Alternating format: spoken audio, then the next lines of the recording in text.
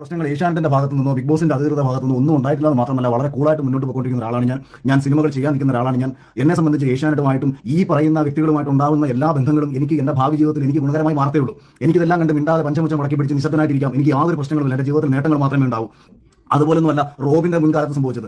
റോബിനുമായിട്ടുണ്ടായിട്ടുള്ള ഒരു വിഷയത്തിൽ റോബിന് വ്യക്തിപരമായിട്ടുണ്ടായിട്ടുള്ള ദേഷ്യത്തിൽ റോബിൻ ആ ഷോയ്ക്കെതിരെ പറഞ്ഞത് കണക്ക് ഒന്നുമല്ല ഞാൻ ഇവിടെ പറഞ്ഞത്. എനിക്ക് വ്യക്തിപരമായിട്ട് യാതൊരു പ്രശ്നങ്ങളും ഇല്ല എന്ന് മാത്രമല്ല എല്ലാവരുമായും സൗഹൃദത്തിലാണ്. 2 ദിവസങ്ങൾക്ക് മുമ്പ് ഏഷ്യാനെറ്റിന്റെ 50-ാം ദിവസത്തിനെ തുടർന്ന് ഒരു ആശംസ എടുത്ത് അയച്ചു കൊടുക്കണമെന്ന് പറഞ്ഞപ്പോഴും ഞാനൊരു മറുപടി പറഞ്ഞു. വെറും നാറി പൊഴുത്തുകൊണ്ടിരിക്കുന്ന ഒരു ഷോയാണ്. എന്നാലും ആ ഷോയോടുള്ള ഒരു സ്നേഹത്തിന്റെ പുറത്ത് എന്നെ ജനങ്ങളെ അറിയിച്ചു കൊടുത്തത് ബിഗ് ബോസ് എന്ന ഷോ ആയതുകൊണ്ട് ഞാൻ ഒരു ആശംസ വീഡിയോ അയച്ചു തരാം എന്ന് പറഞ്ഞ് തന്നെ ആശംസ വീഡിയോ അയച്ചു കൊടുത്തത് ഞാനാണ്. പക്ഷേ ഞാനിത് പറയാൻ കാരണം ഈ ബിഗ് ബോസിൽ നിന്ന് പുറത്താക്കപ്പെട്ട സിബിൻ എന്ന് പറയുന്ന ചെറുപ്പക്കാരനെ ഭ്രാന്തനാക്കി ചിത്രീകരിച്ചുകൊണ്ട് ഏഷ്യാനെറ്റിന്റെ തലപ്പത്തിരിക്കുന്ന ചില നാറികൾ നടത്തിയ നെറുകെതിരെ പറയാതിരിക്കാൻ ഞാൻ സിനിമ പൂർണ്ണമായിട്ട് വേണ്ടെന്ന് വെക്കും.